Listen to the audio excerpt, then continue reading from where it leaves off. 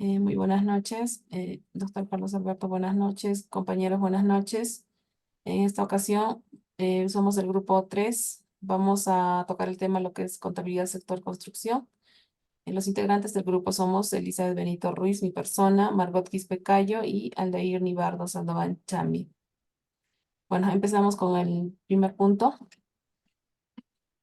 Ya, vamos a tocar el tema del IGB en el sector construcción. ¿Qué es el IGB? El Impuesto General a las Ventas. En sí es un impuesto que pagamos todos los ciudadanos al realizar una adquisición.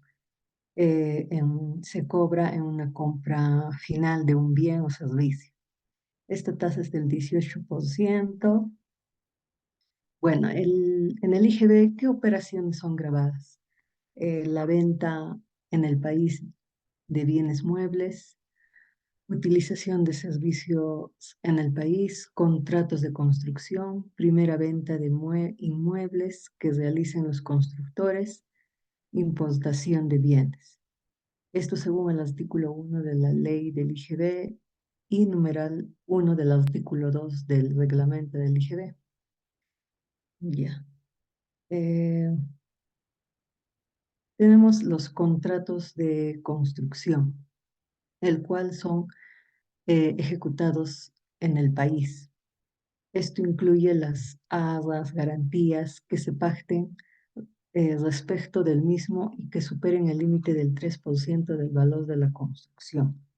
Esto nos indica en el inciso C del artículo 1 de la ley del IGB. Ya, vamos a tomar en cuenta el aspecto temporal para el nacimiento de la obligación tributaria.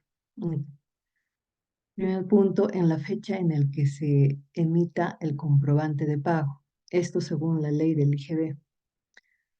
El otro aspecto es en la fecha en la fecha de percepción del ingreso. Ya, otro punto sería la primera venta del inmueble, que se da en la fecha de percepción del ingreso, ya sea parcial o total. También se da en arras, depósito o garantías siempre que éstas superen de forma conjunta el 3% del valor del inmueble.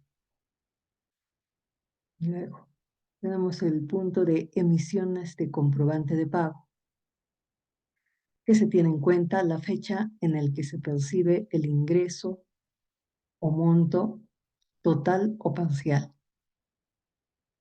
Tenemos en cuenta entonces que las operaciones grabadas para el sector de construcción son los contratos de construcción y la primera venta del inmueble. Siguiente, por favor.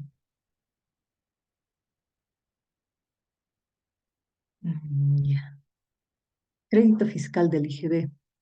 Para ello se toma el artículo 8 y 19 del IGB y artículo 6 del reglamento de la ley del decreto legislativo 980. Tenemos como requisitos sustanciales las compras aceptadas como costo o gasto para el impuesto de la renta. Las compras deben ser destinadas a operaciones grabadas con IGB. Los requisitos formales son el IGB consignado por separado en el comprobante de pago, comprobantes de pago emitidos conforme a la normatividad, comprobantes de pago anotados en el registro de compra dentro del plazo establecido.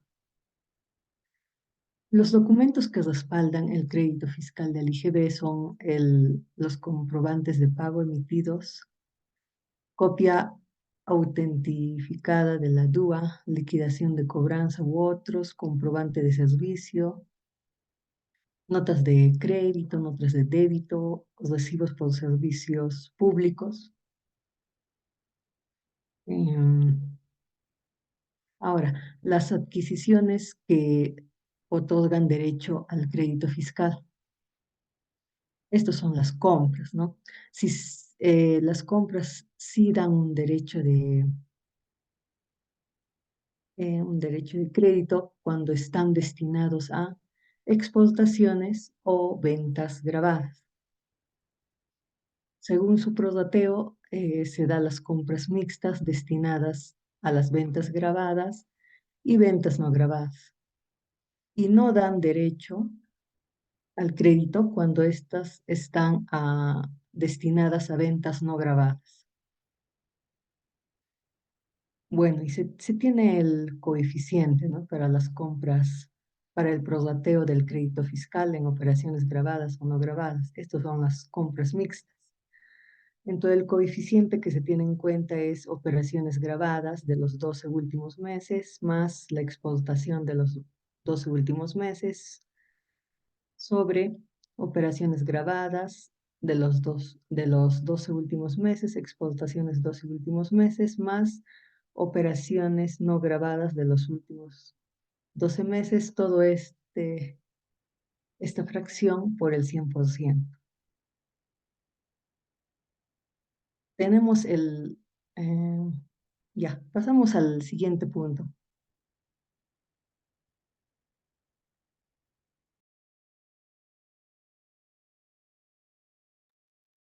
Respecto, bueno, ahora el siguiente punto es el impuesto a la renta en el sector de la construcción. Se tienen las siguientes desglosaciones de este apartado.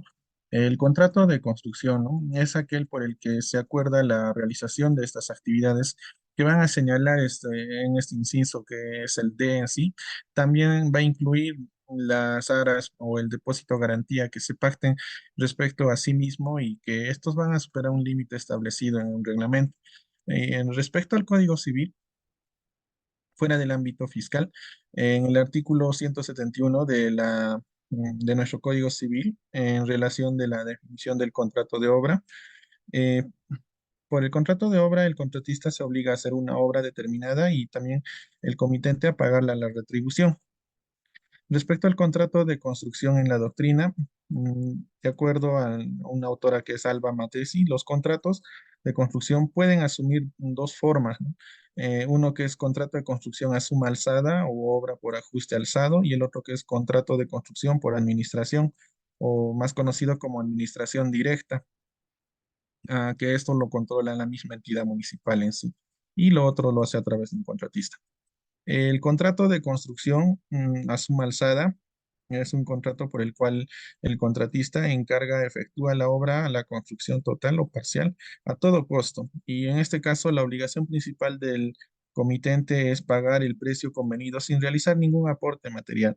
El contrato de construcción por administración o administración directa, el contrato por el cual el contratista también va a asumir exclusivamente el valor agregado de los servicios de construcción sin injerencia alguna en el valor agregado de la construcción. En estos casos, el contratista solo aparta sus servicios. Y de ahí se tienen lo que son los contratos de construcción. Un contrato de construcción es un contrato específicamente negociado para la fabricación de un activo o un conjunto de activos que están íntimamente relacionados entre sí o son interdependientes en términos de su diseño. Los amigos, ya, eso sería. Siguiente.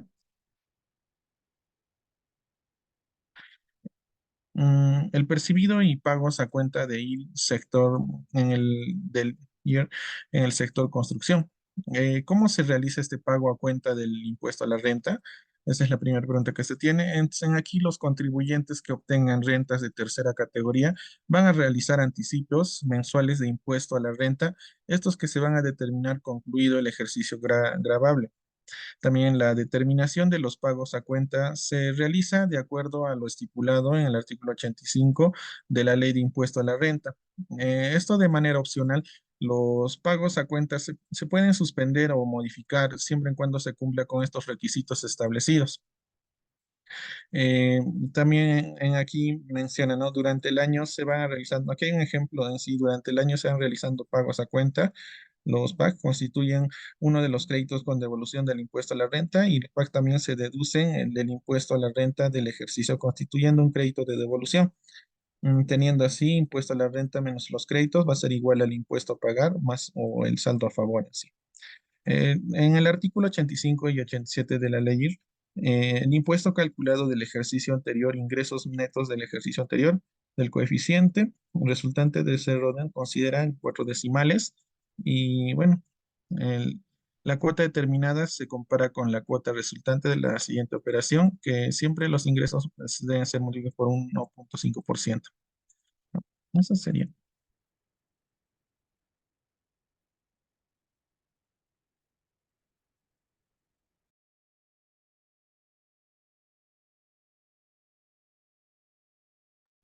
Tu micro, Elizabeth, está apagado. Uy, disculpa. Ya, vamos a continuar con la determinación del impuesto a la renta sector construcción. El impuesto a la renta en este rubro se basa de acuerdo al artículo 63 de la ley del impuesto a la renta. Para ello tenemos que tener tenemos que tener en cuenta unos incisos, ¿no? Del mismo artículo, en donde nos habla el inciso A, nos dice, ¿no? Asignar a cada ejercicio gravable la renta bruta que resulte de aplicar sobre los importes cobrados por cada obra. Durante el ejercicio comercial, el porcentaje de ganancia bruta calculado para el total de la respectiva obra. Eso sería en el inciso A. La fórmula que se tendría en cuenta para tomar en cuenta ese inciso sería renta bruta del ejercicio, que es igual al importe cobrado en el ejercicio por el porcentaje de ganancia bruta de la obra. Si nos basamos al inciso B, en este caso tendríamos que tener en cuenta asignar a cada ejercicio gravable la renta bruta que se establezca deduciendo el importe cobrado y o por cobrar por los trabajos ejecutados en cada obra durante el ejercicio comercial, los costos correspondientes a tales trabajos. Teniendo en cuenta en la fórmula, ¿no? Renta bruta del ejercicio es igual a ingresos devengados del ejercicio menos costos del ejercicio. Ahora, también tenemos que tener en cuenta una ley que es la resolución 184/2013 de la SUNAT del 2 de diciembre del 2013, donde nos dice, ¿no? En relación con la determinación de la renta de las empresas de construcción o similares que ejecutan contratos de obra cuyos resultados correspondan a más de un ejercicio gravable, se formulan las siguientes consultas. Siempre se tiene que formular estas consultas, ¿no? Dice, ¿cuándo y cómo es que un contribuyente se acoge formalmente a uno de los sistemas previstos en el artículo 63 de la Ley del Impuesto a la Renta? Eso hablando de los incisos A y B, ¿no? Y la otra interrogante es, ¿la opción se ejerce con la declaración jurada anual del impuesto a la renta o desde el primer pago a cuenta del ejercicio al que corresponde la obra? ¿No? Esas son las interrogantes que siempre se hace un contador, ¿no? Que lleva una contabilidad del rubro de construcción, ¿no? Tenemos acá como conclusión, nos dice, ¿no? Para efectos del pago a cuenta del impuesto a la renta de los contribuyentes acogidos al método previsto en el inciso B del artículo 63, nos dice, ¿no? Que en el caso de obras que requieran la presentación de valorización, en el inciso A no se ha previsto formalidad alguna para la acreditación de los trabajos ejecutados en el mes y la valorización de estos, correspondiente a la administración tributaria. En el inciso B, los contribuyentes deberán cumplir con declarar y cancelar sus pagos a cuenta en el impuesto a la renta dentro de los plazos previstos, ¿no? Para lo cual, a efecto de cumplir cabalmente con esa obligación, deberán realizar oportunamente la valorización de los trabajos ejecutados en el mes por el cual se efectuará dicho pago a cuenta. Acá tenemos, nos dice claramente, ¿no? Que el sector construcción tiene que basarse, tiene que regirse a lo que nos indica el artículo 63 de la Ley del Impuesto a la Renta. Pasamos a lo que son las detracciones en la actividad de construcción inmobiliaria. Sabemos que el porcentaje de la detracción de ese rubro es del 4%. ¿Ya? Eso se ha determinado mediante la resolución de superintendencia 022/2003 SUNAT, ¿no? Esto fue el 1 de febrero del 2013. A ver, nos indica, ¿no? Los plazos que se tiene que tener. Si emitimos una boleta, porque también las empresas constructoras emiten boletas, no solo facturas, ¿no? En caso de boletas, la detracción puede pagarse hasta que se firme la escritura pública o hasta el día que se realice el pago en efectivo, lo que ocurra primero, ¿no? En caso de facturas, el plazo será hasta el quinto día hábil del mes siguiente al que se registre la operación o hasta la firma de la escritura pública, lo que ocurra primero. Sanciones. Tenemos como sanciones, ¿no? Las personas que incumplan con realizar la detracción, eh, o sea, no pagar la detracción, tendrán una multa del 50% del importe no depositado. Siempre sea detectado. Es decir, mientras que la SUNAT no notifique la resolución de la multa, el contribuyente tendrá una rebaja del 100%. Caso contrario, tendrá que pagar, ¿no? La totalidad de la multa que viene a ser el 50%. Otra sanción también es, no podrá usar el respectivo crédito fiscal mientras que no cumpla la subsanación de hacer el depósito de tracción en el Banco de la Nación. La factura, el valor de la factura de su crédito fiscal no se va a poder utilizar si es que en caso de que no se haga el pago de la detracción. Otra sanción también en caso de uso de indebido de los recursos depositados en la cuenta de las detracciones, la multa será el 100% del importe usado, ¿no? Tenemos que tener en cuenta que en el tema de construcción, no siempre es el 4% por todas las actividades que se hagan. Por ejemplo, ¿no?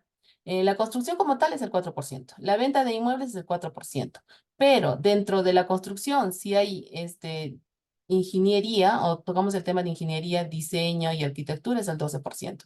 Alquiler de equipos sin operarios es el 4%, y alquiler de maquinaria con operarios son 12%. Esto está dentro, ¿no? De lo que es el rubro de construcción. Esos puntos hay que tener en cuenta, ¿no? También las demás actividades que corresponden a construcción son, ¿no? Mantenimiento y reparación de insertado en el inmueble, instalación y montaje en el marco de construcción, terminación y acabado de edificios, pintado de exterior e interior de edificios, limpieza de edificios. Esto se refiere a la limpieza de desmonte, mantenimiento y conservación de obras públicas, preparación de terreno, actividades como por ejemplo mano de obra, material de alquiler, equipos, dirección técnica, ¿no? Todos estos son actividades referentes a la construcción, ¿no? Y también tienen su porcentaje de detracción. Eso sería en cuanto a lo que es el impuesto a la renta en el rubro de construcción y las detracciones. El tiempo no nos ha sido muy corto, hemos tenido que correr. Eso sería todo, doctor. Muchas gracias. Gracias, doctor.